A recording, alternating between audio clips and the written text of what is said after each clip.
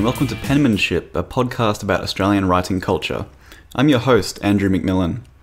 Today's episode features a titan of the industry and a true gentleman, not least because he kindly agreed to launch my book, Talking Smack, last year at Avid Reader, my favourite bookstore here in Brisbane.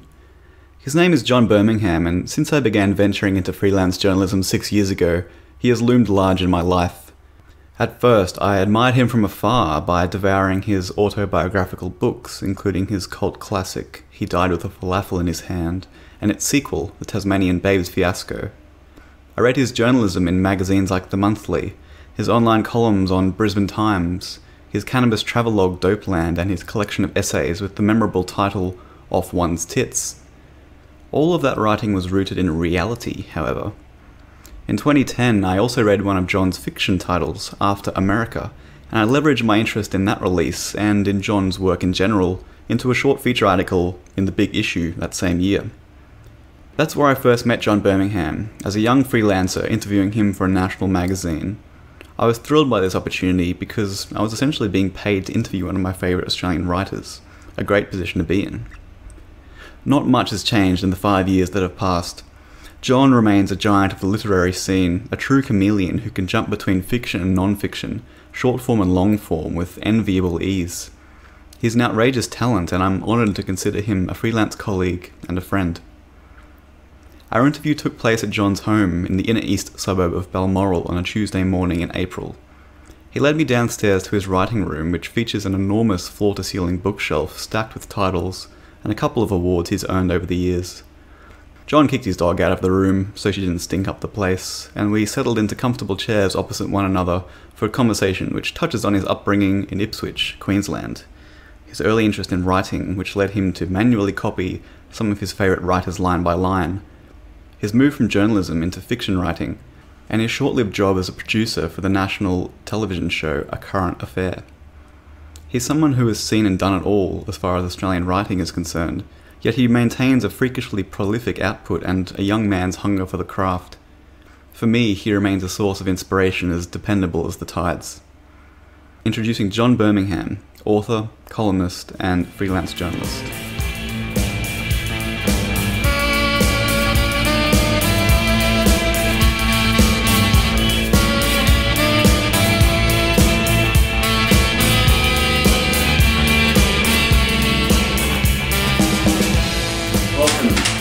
John Birmingham. Thank you, Andrew. I want to talk across your whole career about how you've developed into what I believe is one of the finest Australian writers across a range of different areas.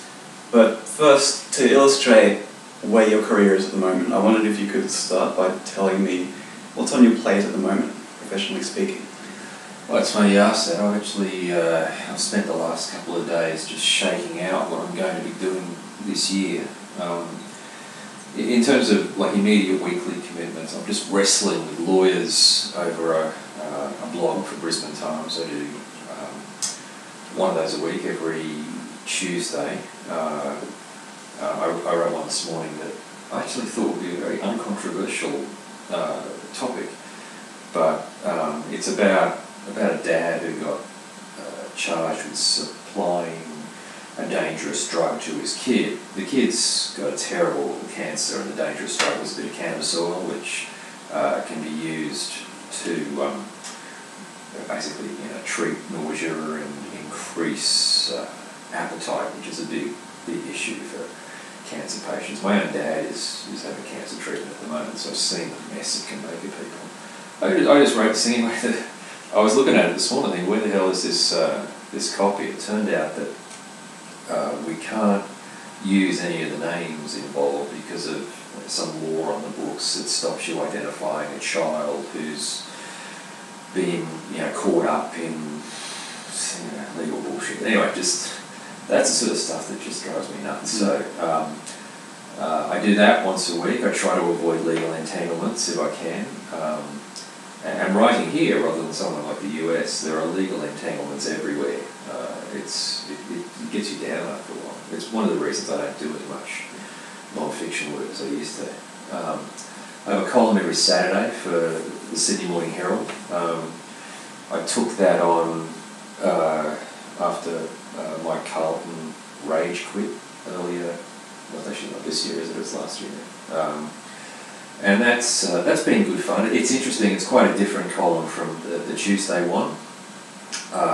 It's a lot less ranty. In fact, I had a long talk about this with my editor, Catherine Armitage, last week.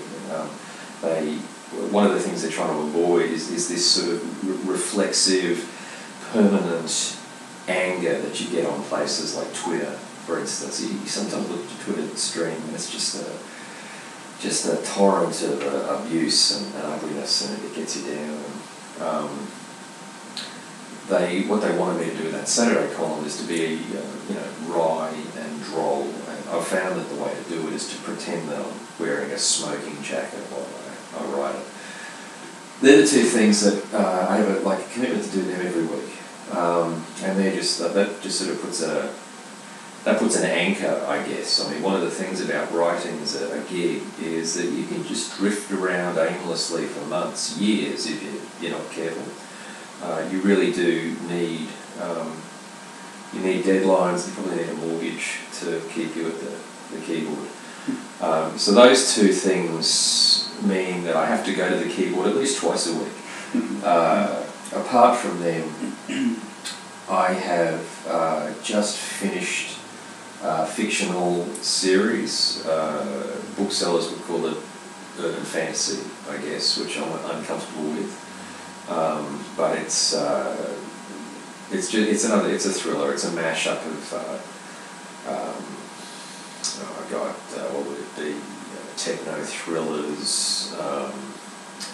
I suppose there's quite a bit of fantasy in there because there's orcs and dragons and shit like that, but they get shot down by helicopter gunships, and there's a guy with a magic hammer, but he's a terrible drunk and a very, very unpleasant man. And they're great novels to write. The protagonist's name is Dave Hooper. That came out of my publishers, both here and in the US, asking if I could write a franchise character, somebody who, we could just write one book a year until the heat death of the universe, and if people liked it, they just keep going back and buying it. We did 3 of those together, so I wrote all 3 books together. They came out bang, bang, bang, one after the other. First in Australia. It was supposed to be released simultaneously all over the world. The Brits and the Americans are about to publish the first one at the end of this month, I think. So they'll be going together, but the Australians jumped the gun. I think because for some reason their processes are much quicker than American and English publishers. Like they put books together really well, really quickly. And they just had it sitting there, and they could see all those Christmas and post-Christmas sales going begging. So I think they just they went for it.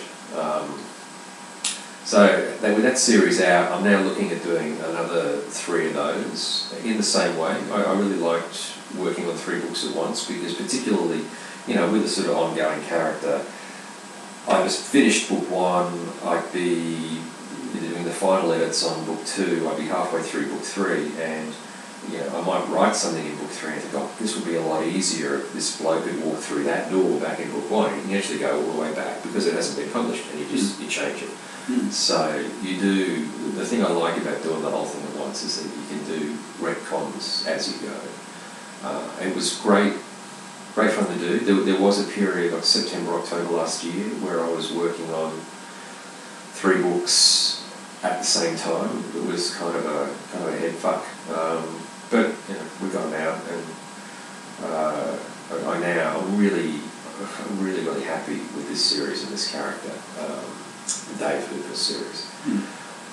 I'll do another 3 of those this year. I haven't started them yet because I basically want to do a bunch of ebooks first. If you're doing 3 books together, you then have this sort of down period at the end of the year when nothing is out.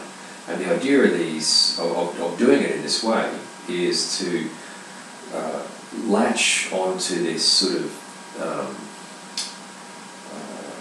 media binge culture that has grown out of the internet and companies like Netflix, where people, particularly in genre, they grab an episode or a series, they just consume the entire thing in 1 or 2 sittings. And so to keep the interest in the Hooper series going, having got the 3 books out all together at the start of the year, I want to have a bunch of ebooks come out at the end of the year. So I'm working on those at the moment and enjoying them. But what I'm not enjoying is the negotiations between my various publishers here and overseas as to who gets to publish which book where. It's a very 19th century way of doing business, and it just simply doesn't work with ebooks. The way to do it is to have the ebook come out at the same time all over the world at the same price, probably with just one publisher, because you need that global market. The margins on them are quite low, so you need to capture the entire English language market, not just ANZ, Australia, New Zealand rights, or just British rights. Yeah. With that, I've had to basically just ignore the fact that the publishers won't get on. So I'm just writing these books pretty much for myself. When I finish them, rather than sending them to my editor, which is what I would normally do, I send them to Russ, my agent, and I say, here it is, you fucking figure it out. Like, just bring me back some point. So that's it. I take on occasional feature work. I started out as a magazine writer. Doing magazine features was my first love. But I've got 2 teenage kids. I'm constantly in the car driving them to and from school and before school and after school commitments, and my freedom to pack up for 2 weeks and piss off overseas to cover a story is non-existent. So I've backed out of that work as much as I can. Also, there's less of it around. A lot of magazines have fallen over, and those that are around, they haven't increased their word rates any time in the 25 years I've been working for them. So, if I went and did a story for someone, I don't even know if Playboy exists anymore. I suspect they don't. Not in Australia. No, okay, so fair enough too. They were a shit magazine with a terrible publisher who used to stiff their freelancers all the time. But for argument's sake, if they were still publishing in Australia, I would guarantee you they'd be paying the same shitty, I don't know. In fact, I'm wrong. They would be paying the same rate they were paying back in 1987. They'd probably be paying less per word. So that there's no point whinging about that kind of thing. That's just a change in the entire industry that level-headed people look at, recognise, and deal with. And the way that I've dealt with it is just by withdrawing from as much magazine work as I can and concentrating on book writing, which allows me to sit here at home. Yeah. Well, just on that topic of commitments, when we last met was in October at that Writers' Festival in Umundi, and you were in the midst of that headfuck period, as you mentioned. Do you ever find yourself in a blind panic about the amount of work that you have on, or is it very methodical for you these days? I try and avoid blind panics. That was much more likely to happen when I was working for magazines. Like if you have, to make magazine work viable, to keep a roof over your head with it and food on the table as an absolute minimum, just for yourself, like forget about having other people you've got to support. You need somewhere between 4 and 6 regular income streams that just keep flowing, like magazines that will send you a commission or which will take your work on spec a couple of times a year, so that you're always working on 2 or 3 things at once, and they're paying off regularly. That just doesn't happen anymore. So I've wandered away from your question. What are you asking? Blind panics. Blind panics. And that's what used to happen if I was working for half a dozen magazines at once, just to keep the income turning over.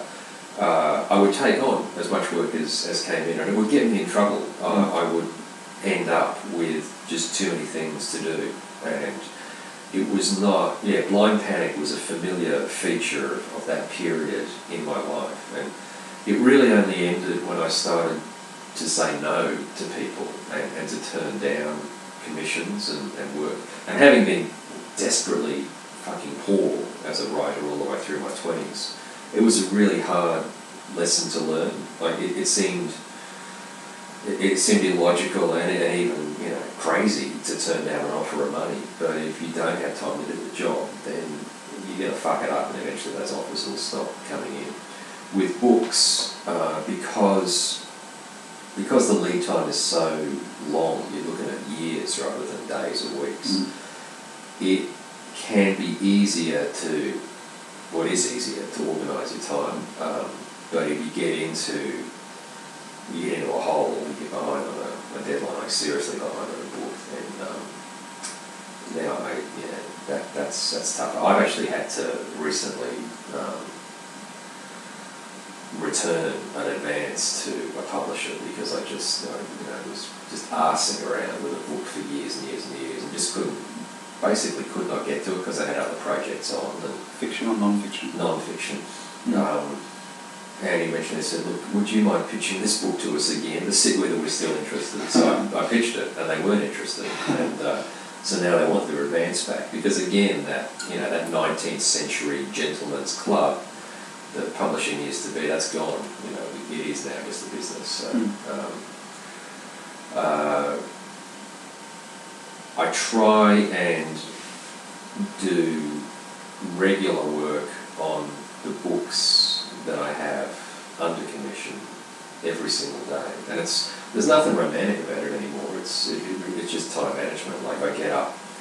The reason I can talk to you today, for instance, is because I don't have a living book deadline, so I can afford to punch a hole in the middle of the day. Normally, when I'm under or in production. In production. I get the kids off to work. I'm at my desk by probably, I try to be there at 8 o'clock, and then I just start rolling out my Pomodoro, which is a time management technique I've been evangelising for years. Which I've since adopted. Yeah, you work 25 minutes, 5-minute break, 25 minutes, 5-minute break. You do 4 of those in a row, you have 15 minutes off. And you do it all over again. And if I can do 3 of those collections in the course of a day, I will get through a lot of work. I just did one of the ebooks, one of the Hooper ebooks I just wrote. I wanted to do it at 20,000 words because it turns out ebook readers don't give a toss. When I did my first ebook, it came out like 40,000 or 50,000 words. That's a better part of a novel. I should have just written a fucking novel. They will pay you for 20,000 words. So I said, right, I'm writing this book. It's going to be 20,000 words. But I got carried away with the story. By the time it was finished, it was about 33, 34. But I still did that in 2 weeks of full-time work, simply because by turning up at the computer and rolling out those Pomodori every day, not playing video games, not binging on Netflix, not surfing, the work got done. I will average, when I'm working, like seriously working, I like to give myself a minimum of 3,000 words a day. I'm not writing literature, I'm writing commercial fiction. So 3,000 words a day is not an unreasonable amount for someone who's worked in journalism and is used to just smashing deadlines every day. I aim for 3,000. I normally actually go at about 4,000. So that's, over 2 weeks, that's going to give you an ebook and a half probably. Yeah. If you don't make that goal, do you beat yourself up? Do you feel No, not at all. In fact, I didn't make it on Friday. Friday, I played Grand Theft Auto 5 all day. It was the end of school holidays. I had the kids home for 2 weeks, so I got nothing done those 2 weeks. And I got to that last day, and I thought, the trap for young players is to try and do 2 weeks worth of work on this last day of holidays. But I'm not a young player anymore. So I knew exactly what I was going to do because I didn't have the kids with me. They'd both gone off to other commitments. I had the day to myself. But I'm actually just going to relax because I'd had 2 weeks of this gnawing anxiety that I wasn't getting anything done. It's fuck that. I'm just taking a day off. and I got my new Xbox One installed, and I just dropped the disc in, and I had a day of playing guilt-free video games. It was awesome. It meant that when I went back to work on the Monday, that I was fine. I cranked out my 3,000 words worth of, it was a film treatment I was writing, and then I wrote my column at the end of the day, and then a little personal blog entry at night. And it was all because I'd just taken that time on Friday to decompress. So one of the great privileges and freedoms of writing and making it work is that you do control your own days. You do have to go to the keyboard, you do have to do the work, but if you decide, okay, I'm just going to play GTA today, as long as you don't do that every day or even every week, you do have a lot more freedom to indulge yourself than someone who's got to turn up at an office and do an actual day's work. Yeah. When you say every day, do you mean including weekends, or do you take weekends off? No, I used to try and work on weekends because I used to work on weekends. Before I had family commitments, I used to like working on weekends. When I wrote Leviathan, when I was in Sydney, I'd take myself off to State Library every weekend. I'd do a couple of hours work on Saturday, a couple of hours work on Sunday. I really enjoyed it. It was great fun. I'd also, I'd go out drinking on a Friday, Saturday night. I'd get up and have a surf in the morning. Occasionally go to some exercise in the gym. But I liked the work.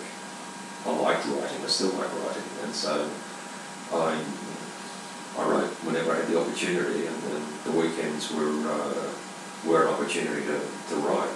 Usually in a sort of more relaxed fashion than through the week. Nowadays, I don't. I actually, the last 3 to 4 years, I've come to a couple of realisations that I'm no longer in my 20s, and I'm not even in my 30s anymore, and the approach to life and the work that I had at that age is inappropriate at the age I'm at now. And one of the things that doesn't work anymore is working late at night and working on the weekends. Falafel, for instance, was written almost entirely between the hours of, I believe, 10 p.m. and 4 a.m. with a chemically enhanced system.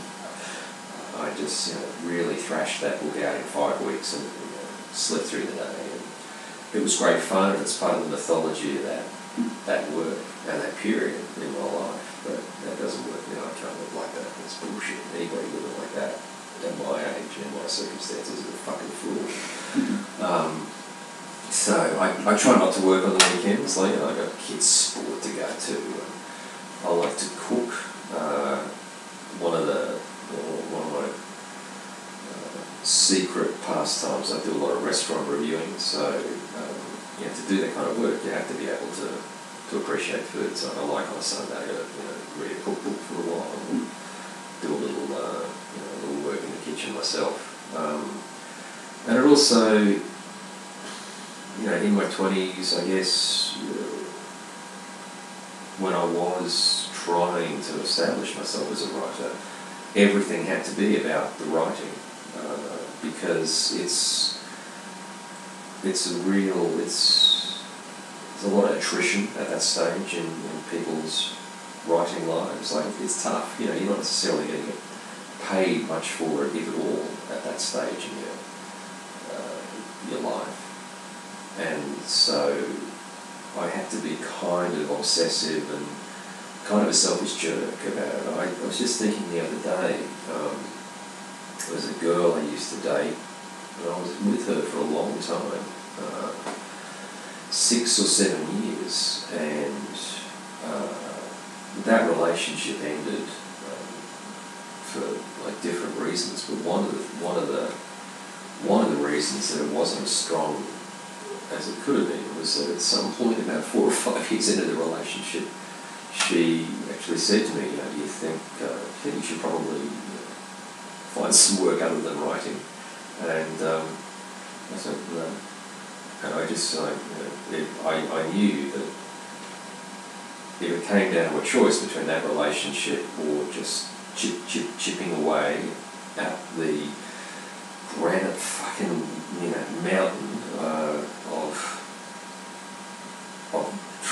a success of writing that I was just going to keep chipping away, and she would get left behind at the base camp. And so it's I'm sort of past that now, and I'm tired, mate. I get to. Well, it's funny. I think it's pretty kids that make me tired, because when I go on tour, I'm quite capable still of going every night and roaring like a bear in pubs and clubs until about 4 in the morning, which I probably shouldn't do, but that's what I have instead of holidays now. But most nights I don't like the work of an evening.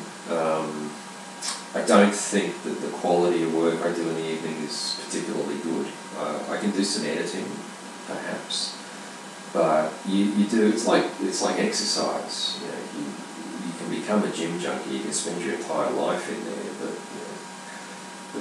the work you're doing at the end of the day is not nearly as good as the work you do at the start when you're fresh. So I try and keep weekends free from writing. I try not to come into my office here, and if I'm doing anything related to writing, it's a distant relationship.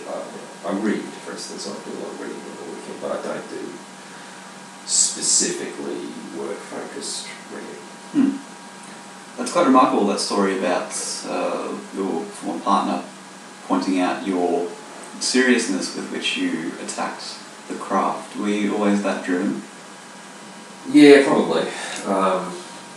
You'd have to ask my former partners, I guess. But yeah, I guess I was, and I probably still am. I mean, it's a perverse way to make a living, particularly nowadays when words are effectively free. You can find great writing all over the internet in like infinite volume. At a click, so the conceit that you can make a living out of adding your words to that pile, that's kind of an irrational conceit. I did a tour with some other writers, probably about 10 or 12 years ago now. It was myself, Nick Oils, young Sam Watson, the poet, somebody else, a female writer, I forget, Sue Goff, that was it, and we were just touring around Queensland on the public tit, as I recall. It was some Arts Queensland thing to take a bit of culture out to the country towns. It was good, actually. You roll into these country towns, and they've always got a school of the arts, and we just get up and tell our stories in an evening, and people would come along, I guess, because there wasn't much else to do. They didn't have broadband. And it was interesting on that tour. I spoke to those guys a lot because we were, constantly, on the bus together, on the road, in the terrible motels, and every one of them had a story to tell where, at some point, very early on in their writing, they'd been confronted by somebody whose opinion was important to them, not necessarily another writer, but somebody who meant something to them, who said that they didn't think they were going to make it. And in each case, their reaction wasn't to sort of fold up like a cheap Chinese umbrella, but to bristle and to push back. And I think it's an experience common to all writers who actually make it, because you're constantly being told you're not going to do it. And particularly nowadays, of course, with the internet. I'm keeping a list of tweets. I'm going to do it as a Tumblr or a Storify at some point, of just everybody who gets me to it and says, "You're a fucking terrible writer, you worthless cunt."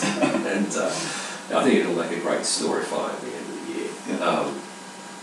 But that's not a new experience to writers. The equivalent would be an average punter going into their place of work and just random members of the public coming in and telling them that they're not very good at their job. There was a story that was, I think it was Kate Forsyth. I might be I might be fitting her up for this story, but I'm pretty sure it was Kate who told it to me of going to a writers, wasn't a writers festival, it was a workshop when she was quite young. She might, I don't know that she even had a book published at that stage, but she went with a friend, and they both had manuscripts, in the bottom drawer or something, and the workshop was being run by a scary Canadian lady, Handmaid's Tale. Atwood? Yeah. Margaret Atwood. She was right there. Anyway, she's very scary apparently. And she, I don't know that, if in my memory, she takes someone's manuscript out of her bag, she rips it up in front of the whole class and, tells them they're never going to get anywhere. And it is Kate who was telling me this story.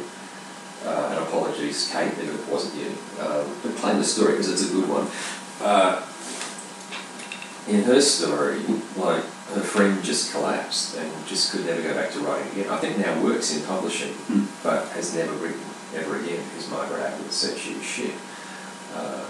Whereas Kate's reaction was to Bristol and go, I'll show you, you fucking bitch. And, she showed up. She went off and did it. So, and that is, that's a common, it seems an almost universal experience for writers who study writers. You put it as a perverse way to make a living, and that image of 4 or more writers rolling into a country town in Queensland somewhere with nothing to show but their notebooks or what's happening inside their head is an interesting image. When did that idea of making a career from words first pop into your head? Oh, I was still in school. I'm not sure when in high school the idea of being a writer struck me. Probably blamed Stephen King.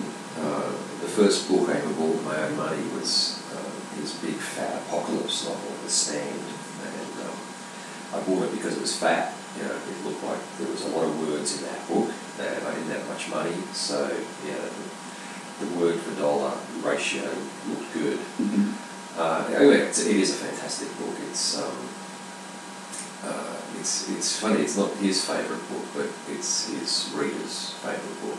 So I read that, I think 3 or 4 times that summer, and began to read a lot more of his stuff. And he often would write, a foreword to particularly his short stories, where he just wrote about the process of writing, which was unusual in those days. And he's gone on, of course, to write a couple of books about the process and the business of writing.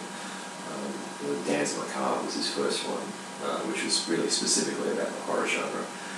And then his second one, which I think is got on Kindle somewhere. On Writing. On Writing, yeah.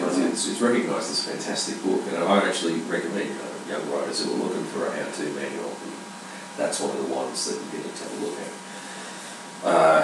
So at some point in my early to mid-teens, I had decided that, if he could do this, I could do this. And, I was telling my parents about it. And my parents were actually pretty good. They were working class people, and they never once, questioned my ability or motivation to make a living from writing, even though, to them, his mum worked as a receptionist in a doctor's surgery, dad was a factory worker, but to them it must have just seemed like a ridiculous fantasy. But they never actually called me on the ridiculous fantasy, unlike a lot of other people. It's I think certainly by the time I left high school, when people were asking me, what is it that you want to do? I just say, I want to be a writer. And I held on to that through most of my degree at university. I went off to pay off the very, very, very small student loan I had at the end of that degree. I went off and worked for the Defence Department for a bit. And I enjoyed that work. I was working with this weird, obscure little section of defence that dealt with security clearances. In one sense, it was actually very good preparation for journalism later on, because you were going and finding stuff out that people didn't necessarily want found out. And I very much enjoyed that work, but I did not enjoy being in Canberra, and I hated being a public servant. I hated the paperwork and the restrictions, and so once I cleared most of my little student loan, I just thought, I'm going to give writing a crack. And so I think it was at age 21 I would have been. I tossed in my full-time job, and I came back to start working for street press and student mags and pretty low-paying fringe publications. Just to go back to Stephen King, that age, 12, 13, you grew up in Ipswich.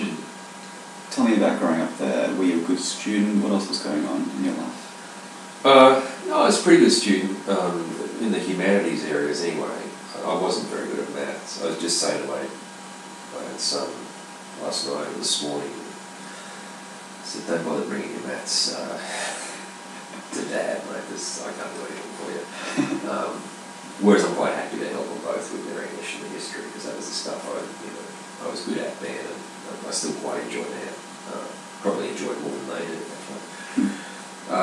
But I was smart, and I sailed through school on a lot of. My parents used to have these, I don't know what they were cheap encyclopedias, and for a long time they were the only things I read. I just used to go to bed reading encyclopedias, and that actually, that was enough general knowledge to get me most of the way to grade 12, and so my humanities knowledge in particular was good, and I did have a facility for putting words together, and I enjoyed it. I recognised that I had that edge over people in that area, whereas I was, on the other hand, completely fucking innumerate. I was already that by grade 10 or 11. And I had a pretty good time as a teenager. I didn't have a tortured existence. It was a reasonably happy family life. Ipswich was a bit dull. It was just... it was a mining town and had a lot of light industry around it, most of which got cleaned out in the 1980s, which is when the sort of the tenor of the town began to change and it became a bit of a welfare repository. But previous to that, it was just a really solid working class town and very easy place to grow up in. It wasn't unusual for kids to just disappear out the door at 8 in the morning on school holidays and not reappear until the sunset late in the evening. Fuck knows where you've been, probably up to no good, but it was a very, very easy place to grow up. You have siblings. Where are you in that hierarchy? I'm the older of two brothers. My brother was also quite a talented writer, and still does write, but he went into technology journalism. He's quite a gifted comic writer. He just doesn't do it very often. He occasionally, you read his columns, and they are occasionally quite funny, but he wasn't like me. He didn't specifically set out to make writing jokes, source of income. Andrew was smarter than me. He went off and got there was a combined technology journalism degree in the years before such things had ever been imagined. And he effectively went into publishing as a business rather than an artistic pursuit. And he now runs a very successful, widely unknown blog called Witch 50, which has no interest at all in amassing clicks and eyeballs. It's very, very tightly focused on one particular demographic, which I think is chief information officers of large corporations. And as long as he's got them, he's happy. It seems to work. I think he's off lecturing at Google or something this week. But he followed me. He's years, but he was 3 years younger than me, so he had that experience, I suspect, of having to go through behind his older brother, which must have sucked a bit, and might well have been why he didn't go into pure writing as a form of work. Because God knows I couldn't have done the work he did. Somewhere in there, you started copying the words of some of your favourite writers. Yeah. That was back at high school. Yeah. That was John O'Grady. I don't know whether I've got it on this bookshelf, it might be upstairs, but I've got an original signed copy of They're a Weird Mob somewhere, which a very generous reader gave me down in Canberra about 10 or 12 years ago.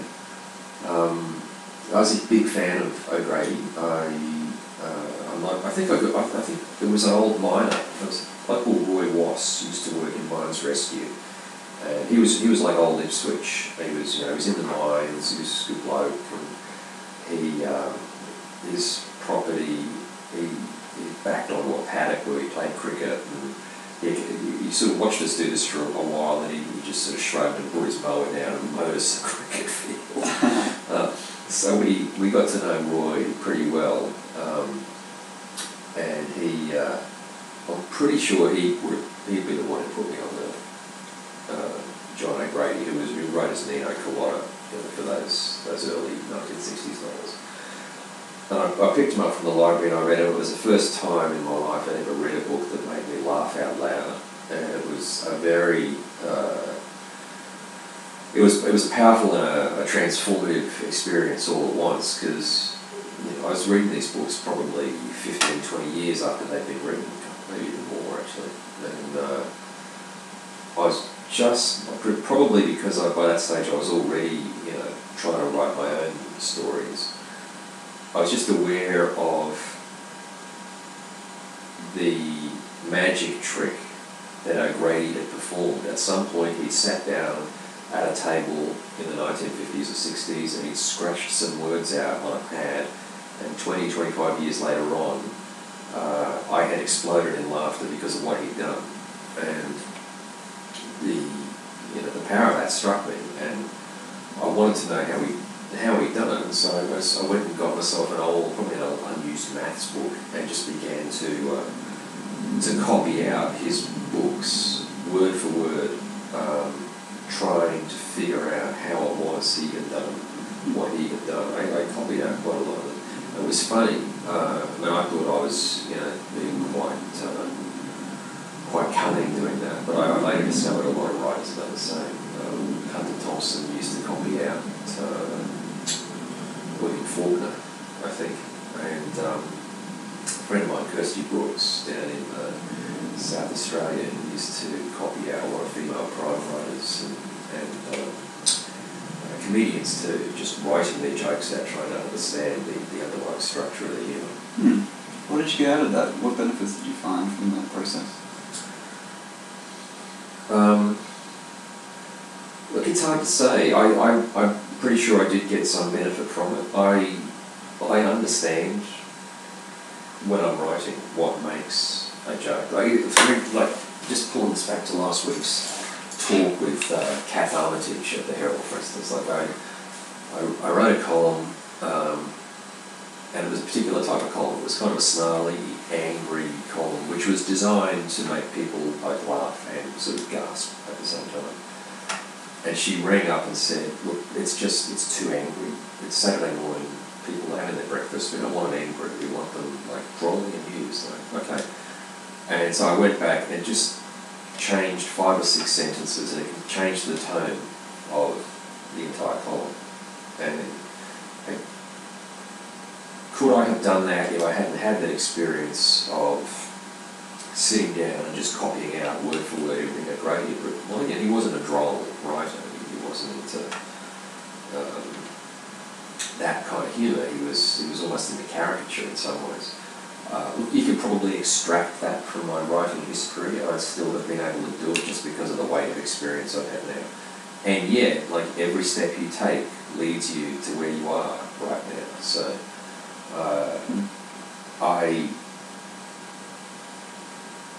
I don't do it. I don't consciously think of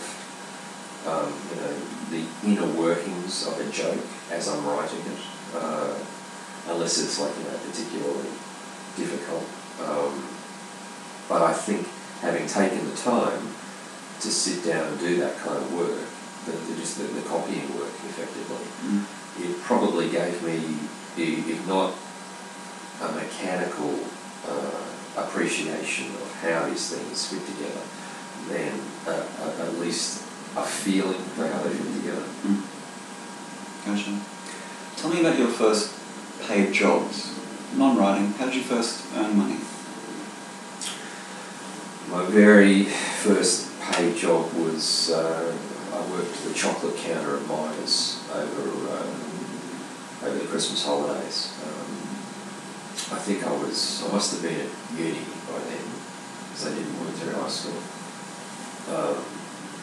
So first listening to university, they would take on Christmas casuals, and I'm pretty sure looking back at it, the only requirement for the job was that you be well presented and not, neurotically done. So you work until, honestly, I guess what they had to test for that. I quite enjoyed it. I like chocolate.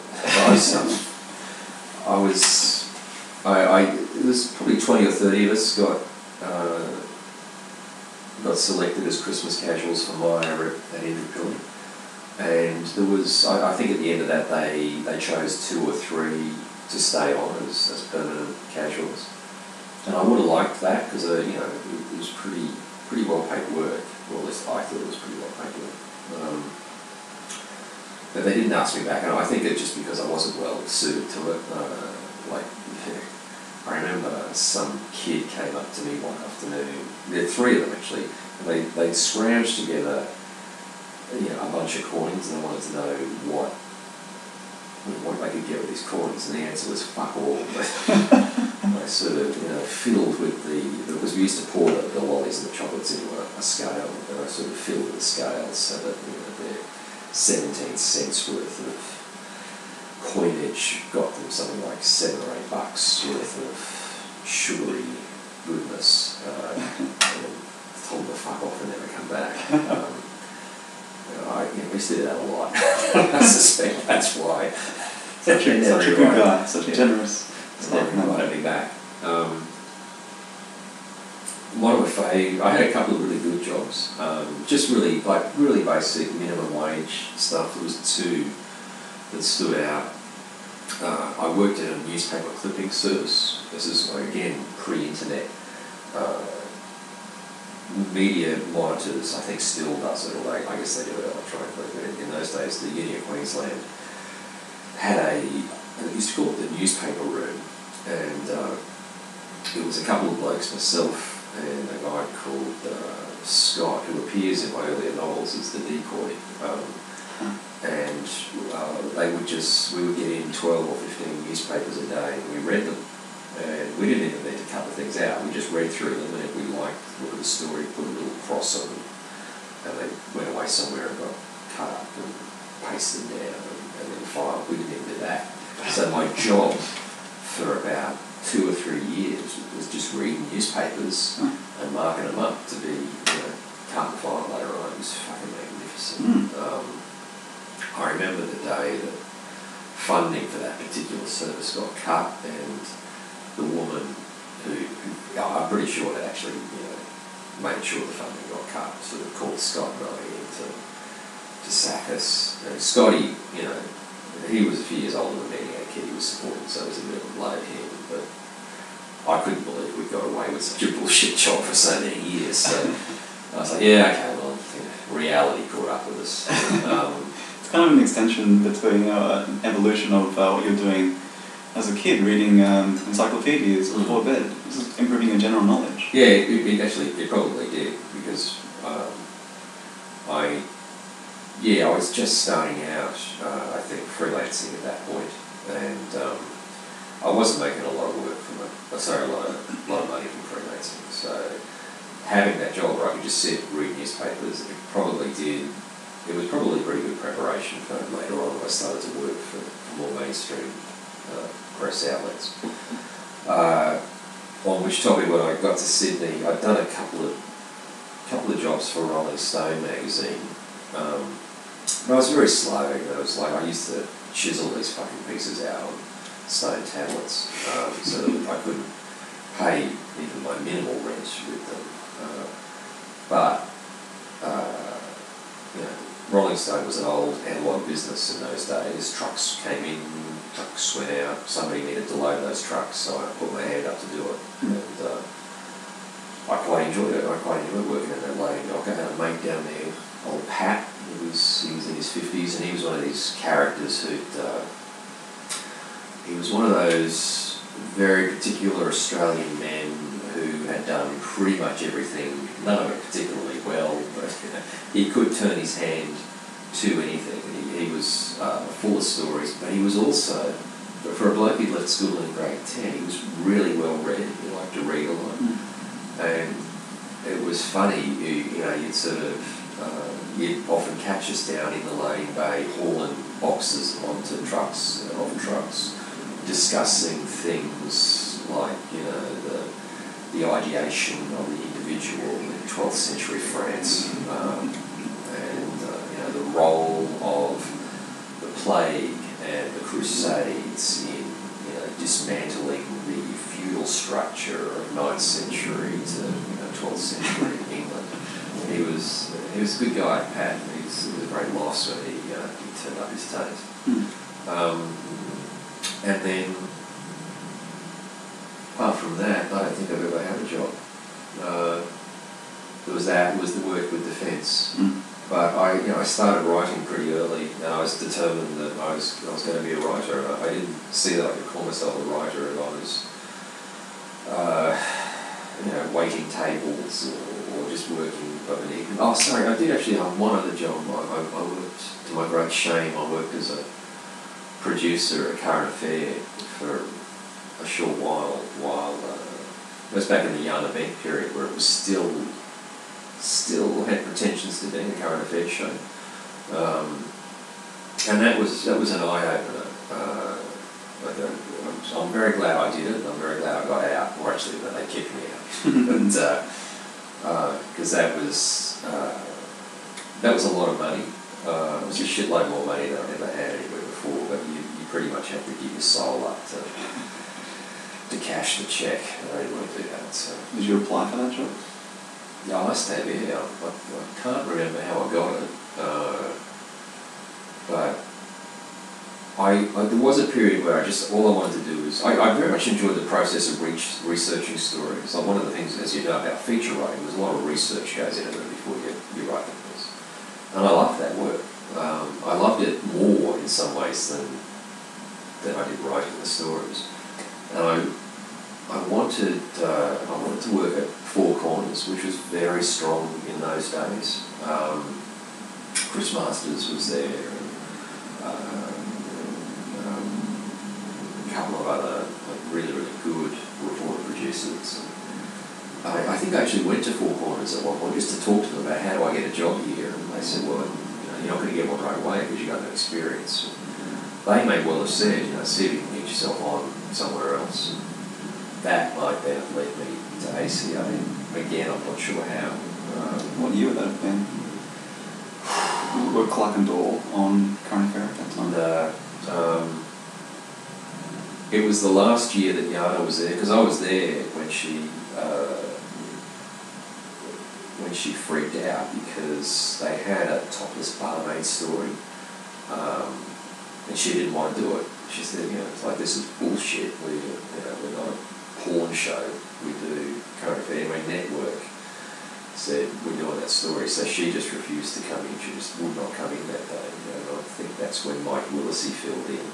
I'm pretty sure that's when Mike Willesee was, caught short because he was, pissed as a newt, and he had to come in and do this thing. And it's probably somewhere on YouTube if you want to look it up.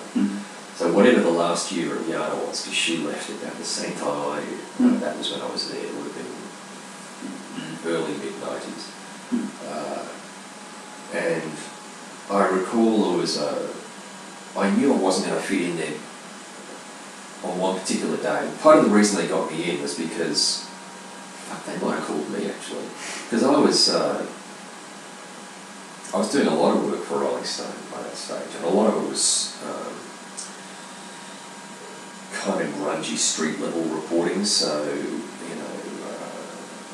there was I did a story about street kids where we lived on the streets for a couple of weeks, and I did a story on gay bashing where I just hung out in Darlinghurst, looking a bit gay, hoping to be bashed.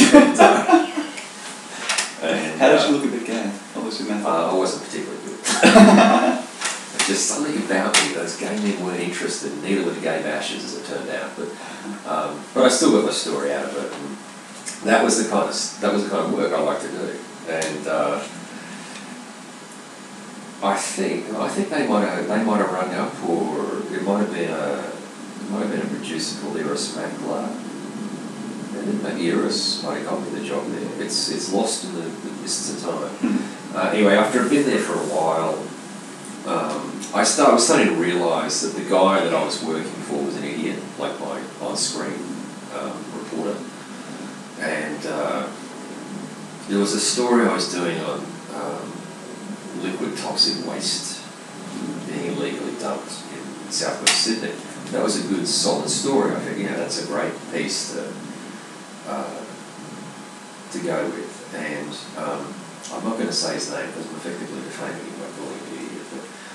But he wanted a sample of liquid toxic waste, and I was not disagreeable. I was quite willing to break into the secret liquid toxic waste dump and steal his sample. But I, then would have to get it analysed. And so before I broke into the facility, I rang up a couple of testing labs to see if they would test it for me afterwards. And they said, what is it we're testing for? And I said, look, I think you're going to find this, this and this. And they said, well, how are you going to take the sample? And I said, well, I thought I might go up to the truck and turn on the tap, fill a bottle. And they went, not unless you drive that truck around for an hour or so beforehand to shake the contents up, because these things all have specific gravities and they separate, and there's a very fair chance we're going to get some bit of dirty water.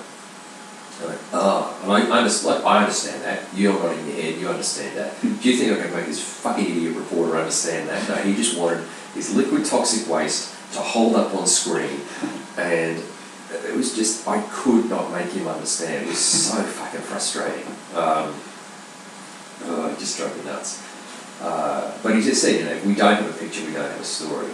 And I did take that lesson to heart with TV. I realised I was not going to make it when I was there one day, and the feed came in over the network from Canberra. There was a land rights protest. This is in the 80s or 90s. It must be 90s. And there's a bunch of Aboriginal protesters had broken into old Parliament House. This is before it became the Portrait Gallery. And they're just camping out before it. And they were probably from the tent missing, actually, out the front. Anyway, I went to the EP. I said, this is a good story. This is exactly the kind of story you hired me to get you. I'll go to Canberra, I'll talk to them, and get a story. And little realising, just how insane it was that I was suggesting that ACA do a sympathetic story to land rights protesters.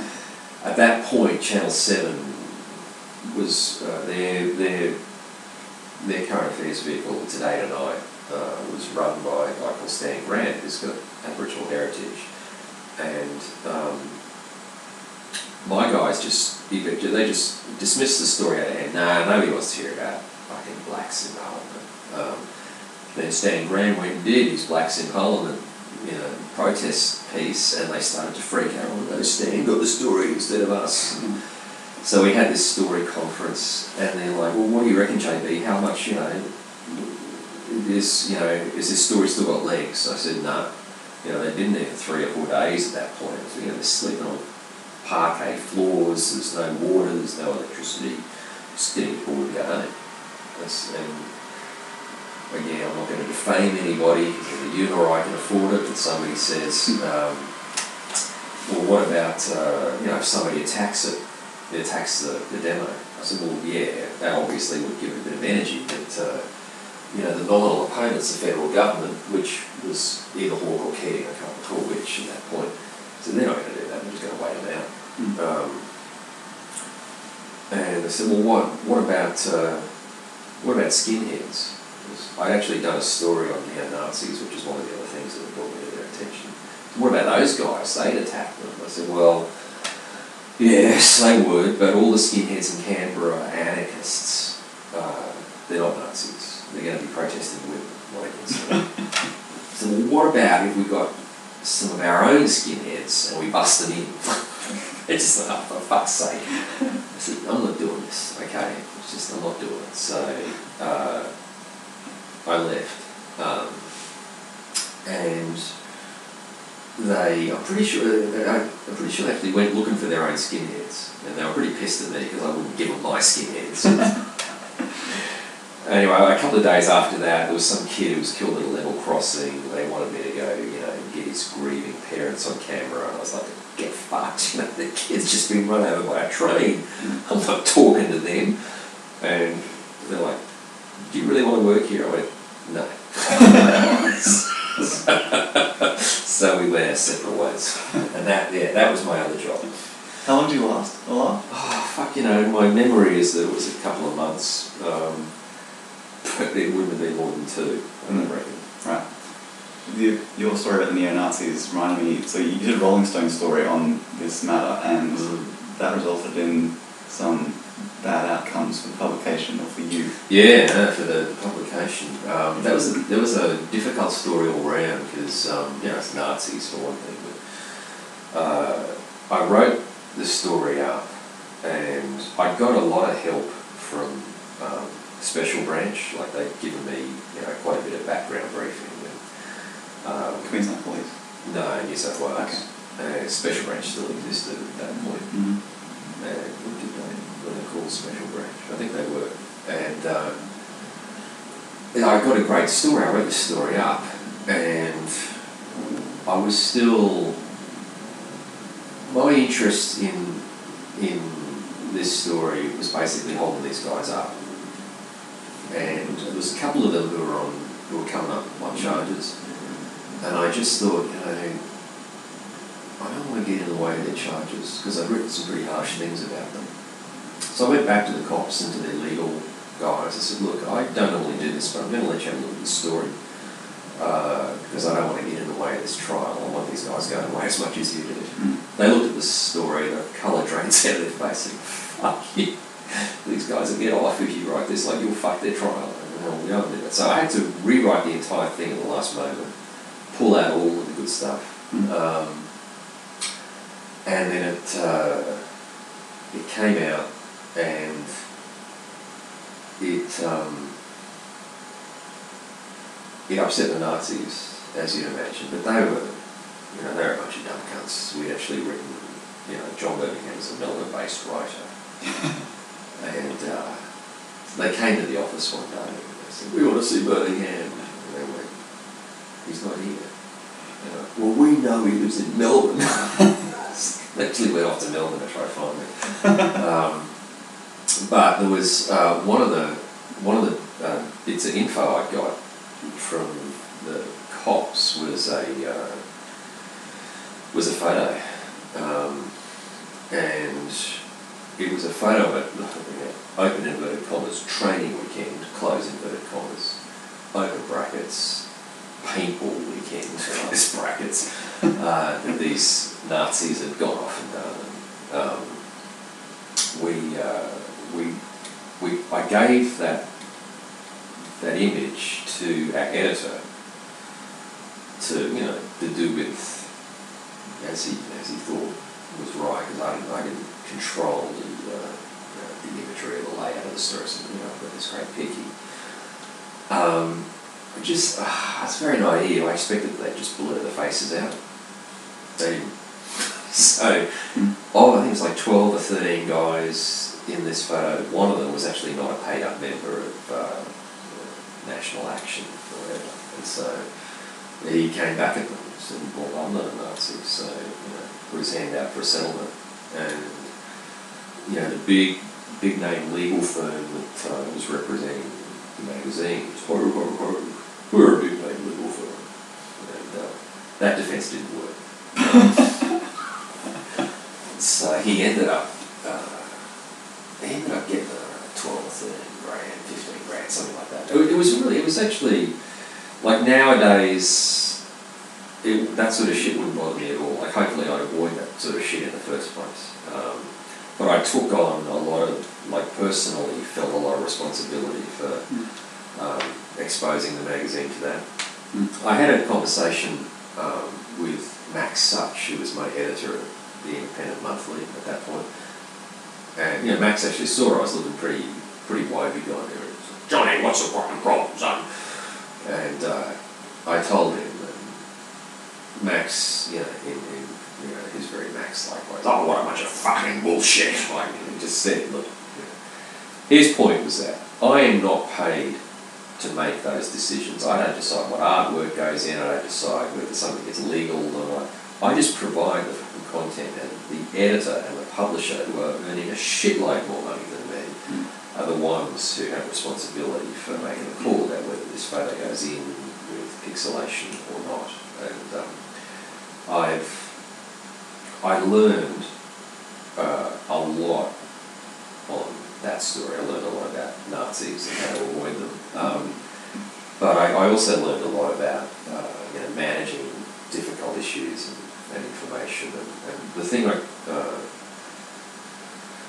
thing I took away from that story, which I always tell young journalists or young writers who want to be journalists, is that the story you most want to believe is the one of which you should be most sceptical. Because we can get, particularly with this sort of rise. I see it on Twitter all the time. In my timeline, kids call themselves activist journalists, which is what I was when I was younger and had more energy. And the problem with being an activist writer is that it can lead you to ignore inconvenient information. It's not your job as a journalist. You just put all the information out there, let the reader decide. You mentioned you were poor throughout your 20s while magazine writing, feature writing. When did you start earning serious cash from writing? And what was that change like? I first made serious cash from writing when I was 30 years old. 3 months after... No, not 3 months. But then... about 9 months after my 30th birthday, when I got my first royalty check for Felafel. Felafel was written as a favour for a friend, Michael Duffy, who was deputy editor of the Independent Monthly at that point. Independent was an important magazine for me as a writer, because they paid really well, and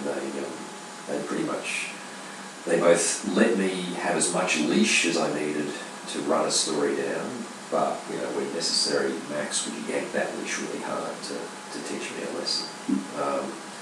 And it wasn't unusual with the Independent to rewrite a piece 4 times just to get it, perfect for publication. I remember once I did a piece for them.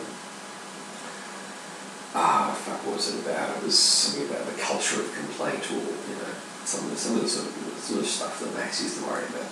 And I did the usual thing: wrote it a 4th time, and then Robert Hughes brought out his book Culture of Complaint, and Max said, "Oh, it'd be good to get a quote from Hughesy in there. Can you get him?"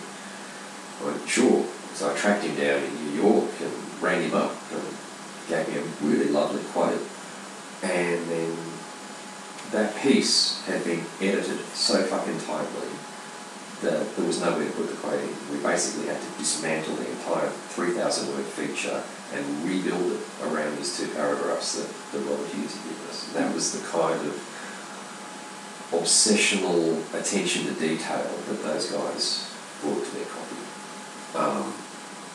But yeah, the Indie was a great place to work, but bringing that level of fucking obsessional detail to the copy it doesn't necessarily make a great business model. And it was profitable, or it made a small profit. That's the funny thing. It actually was a functioning business, but Max wanted to run a big business, and it had the support. I think it was John B. Fairfax was quite happy to keep supporting it and keep publishing it, but Max wasn't happy to keep running it. So he decided to wind it up. I'm pretty sure that's what happened. And so right at the end, I remember coming in to do some work. I used to like it. It was interesting. I liked that magazine so much I went into it to work, which I almost never do.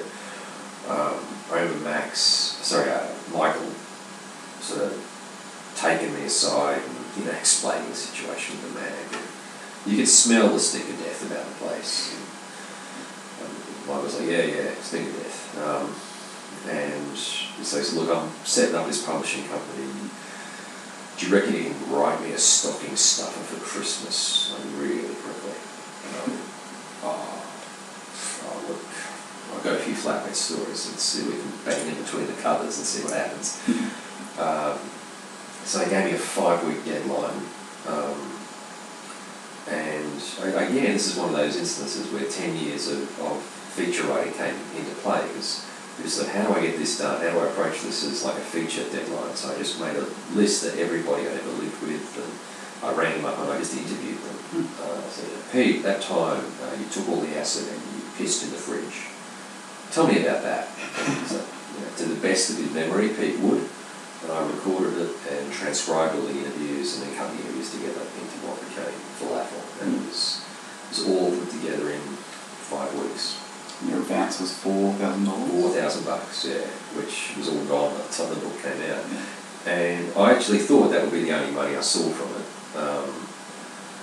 But it took off. Like it had a hard time taking off because it was a funny shape and it was an independent publisher. It had no market power at all. You were going around Darlinghurst pushing it under. I was, yeah. And Michael came up with crazy publicity schemes. Like he told me to deliver all of my dirty socks and underpants to him, and he got all these biohazard bags from a medical supplier, and he put the socks and the underpants in with a copy of Felafel and sent them off to a bunch of literary editors. What? You can just imagine how well that worked. Oh, wow. And then there was, I think, what it was that saved that book. It was a little independent distributor, and he liked the book, and he thought it would, and he just kept driving around with it in his station wagon, harassing booksellers, and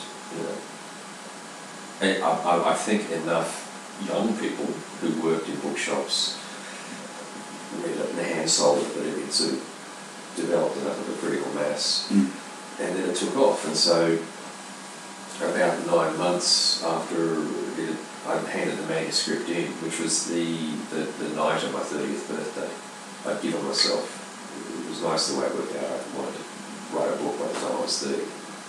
Felafel went in the night before. And then 9 months later on, I think my April royalty turned up, and it was pretty big. And it just got bigger and bigger over the next couple of years. So from that point on, I didn't have to worry so much about how to feed myself and keep a roof over my head. Did that transition from not much money to significant amounts of money? Did you handle that well? Were you impulsive spender, or were you very... No, I was pretty good actually. I was older for a start. If I'd done that at 21, I'd have been fucked. When I was 30, 31, and I had the experience of earning pretty good money at Current Affair, only for a short time. But what I found was that I didn't know what to do with the money. I've been so used to living close to the bone for so many years that when I finally had money in my account, I couldn't find stuff to spend it on. Like, I didn't drive at that point. I was living in inner city Sydney, so I had nothing. spend money on like with a car or anything. I had a computer that I worked on. I always found money to spend on writing. And so, I didn't need any more equipment. I was living in a pretty cheap share house still. And I used to, when I was working at Current Affair, those guys dropped a lot of money into my account every Thursday night. And so Saturday morning, I'd do what I always did. I walked from Darlinghurst into the CBD.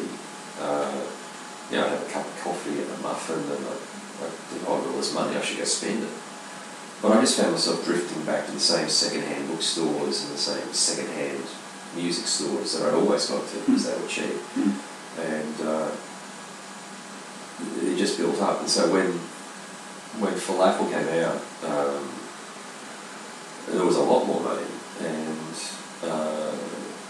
the tax office made sure I didn't get too comfortable. They took quite a bit of it. But I did. This sort of coincided with the period where that long relationship I was telling you about, that broke up for completely different reasons. And for the first time in my adult life, I decided I'd try living on my own. So I suddenly paid a lot more rent.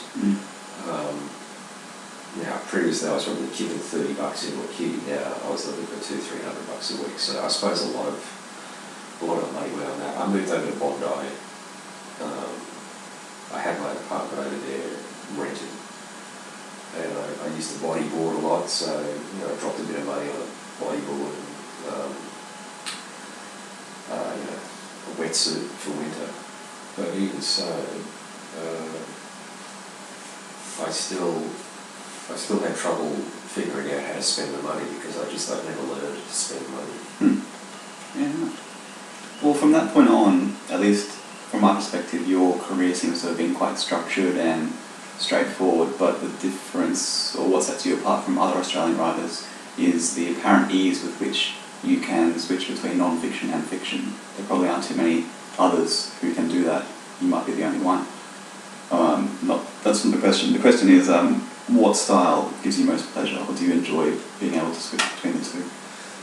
Look, I like the ability to switch. I'm very much enjoying these Hooper novels I'm writing at the moment. Like I'm still finding them enormous fun to write. I often I laugh out loud when I'm writing particular scenes or dialogue, or even when I'm editing. I found, by the time you've edited a book, you've gone through the thing 6 or 7 times. I found, even though I was doing the final edits for, say, the US or the UK edition, which means I've already done finals for Australia, so that's 9 or 10 times through the manuscript. I still find myself laughing at some of the scenes. So that's great fun, and I really do enjoy it. But I know it's been a while since I've done any serious non-fiction, simply because I'm just not in a place in my life where I have the time and the space to do it. But on those occasions when I have done it, I have really enjoyed it. I like finding stuff out. I never did it, but I wanted to have a business card with my name on it, and just things found out, stories written underneath it. And it was the finding things out bit that I used to enjoy the most. And I do love the research process with feature writing. But as you know, it's very time intensive. It's not just doing interviews, even preparing for interviews. There can be days of research beforehand. So, although I do enjoy that work, I don't see that I'm going to have time for it while my kids are in their teenage years. So maybe when they've finished school and taken themselves off to wherever it is they end up, maybe then I'll have time to go back and do that kind of work again. But at the moment, the fiction work, it's great fun, and I'm really enjoying it, and people seem to really like it. It's nice, getting it's one of the nice things about the modern world is people read the books and they get you on Twitter and they say, I really like that. And, that wasn't something that we had in the olden days. People might write you a letter or something, but I did get one or two freaky letters after Felafel, but that immediate sort of, that's really one of the things I liked about January this year was people tweeting me photographs of emergence on the beach or, in their backyard. It's nice. It's that same thing where, I was struck by the power that John A. Grady had tapped into, reaching out across 20 or 30 years to make me laugh. And I can see that same thing now when someone shows me a photograph of them reading the book on some beach in Italy. It's like closing a circle. You called it a magic trick earlier, that ability to make someone laugh through the words on the page, and I find that in your columns for Brisbane Times, but particularly the ones for the Sydney Morning Herald, which I don't know whether you stick a few more jokes in those or because it's longer form perhaps there's more capacity for comedy, but do you find yourself when you're writing them just chuckling to yourself? Yeah, sometimes. And sometimes I'm the only one who chuckles. I cut a joke out of last weekend's Saturday column because I was the only person who got it. But it's interesting that you find the Saturday column funny because it is funnier. And it's specifically, that's my job, is to... we weren't sure what my job is when I started it there. It was basically just to fill the hole, the enormous hole that my column had left. And so I just feel that the only way I knew how I should notice, which was to start banging out jokes. But it's funny, I write that column on Thursday mornings, so I have my process is I wake up about 5:30 on Monday, I pick up my iPad, and I open my Herald app, and I start to flip through the stories, and if I see something with potential, I'll just save it to my clippings, and then through the week I go to other sources as well, so that by Wednesday afternoon I've hopefully built up 15 or 20 topics that I might be able to write about. Sometimes you have a sleigh this week and there's not much happening. I'll sort of cherry pick a couple of those and I'll send them off to the editors to make sure I'm not clashing with somebody.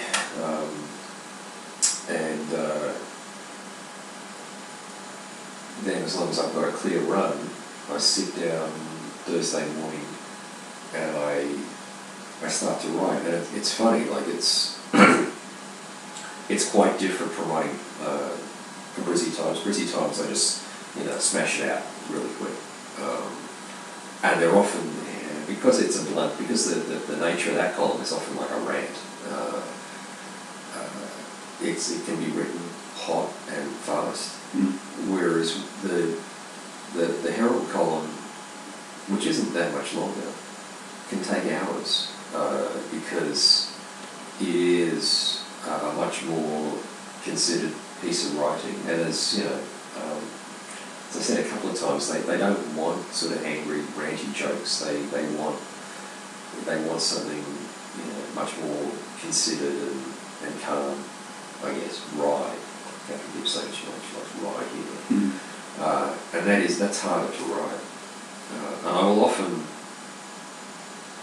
I said before, I don't think about the mechanics of jokes, but I will often find myself on Thursday when I'm writing this column, walking around here in the office and just pulling apart whatever situation I'm writing about. So what are the elements are here? I've got Malcolm Turnbull here, I've got Rupert Murdoch here, I've got this legislation, and I need to play this off against that. I need this joke to then pay off, and it is that calculating. I've often thought I should periscope the process, but maybe not. It might be a bit dull. But yeah, it is. It's a different column, that Saturday column. It's harder to write, and I don't do any book writing on Thursday because I used to think, I'll get this column done in 4 or 5 hours. and I'm just going to do some book work. But by the time I've done that column, I am so, I'm over it, I'm finished with writing for the day.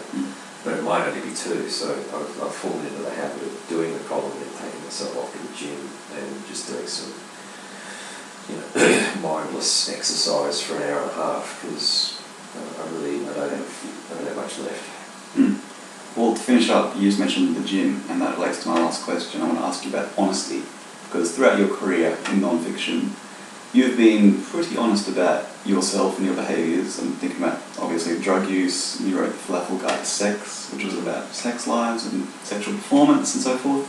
But also other personal matters, like a few years ago, you wrote about losing weight, which is related to your restaurant reviews, I believe.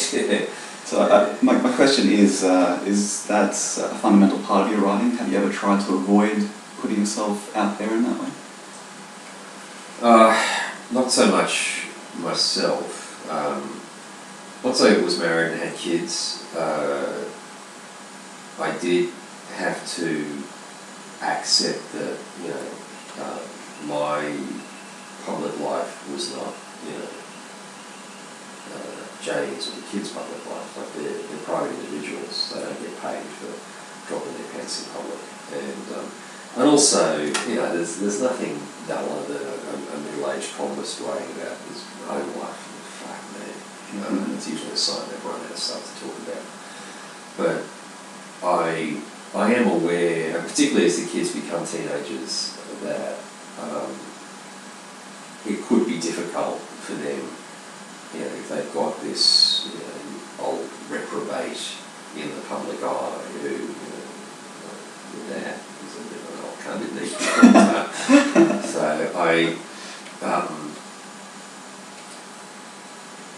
I do bear that in mind, that, my writing can make it difficult for them. And my wife's a lawyer, she works for the government, and that actually does stop me from writing about stuff. There are certain things that she works on that once or twice I have to call the Herald and go, I can't write about this, because she's working on it. So for myself, I quite happily write about it, but then she's got to go in and deal with people up the political chain. So there are certain things I don't write about because of Jane, and I don't. I'm not a big binging drug fiend now, like I may well have been at some point in my life. So I don't, I don't write much about that sort of stuff anymore. But I've never been uncomfortable talking about myself. Obviously, I love talking about myself, but also, that stuff about weight loss, for instance, like, that was something I had to do. That was going to kill me if I kept all that weight on.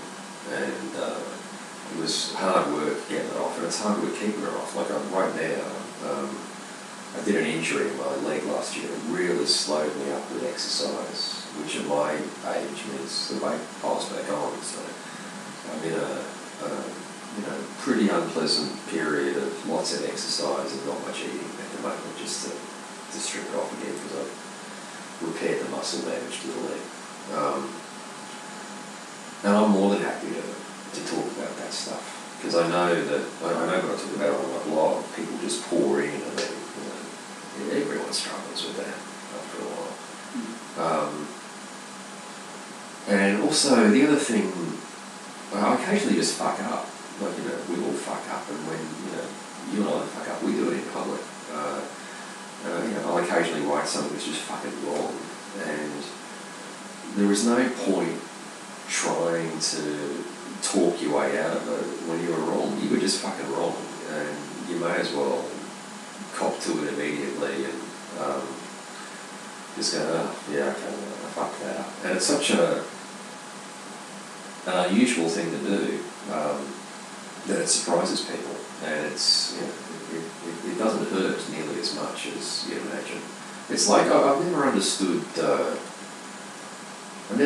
plagiarists, because if you just reference the work that you're drawing on, it makes you look like you're well researched. Right? So why fucking just take it, you know, just reference it and it looks like you've done the work. That's... so no, I'm quite happy to, throw it all out there. As you have today. Thank you, John. Cheers, mate.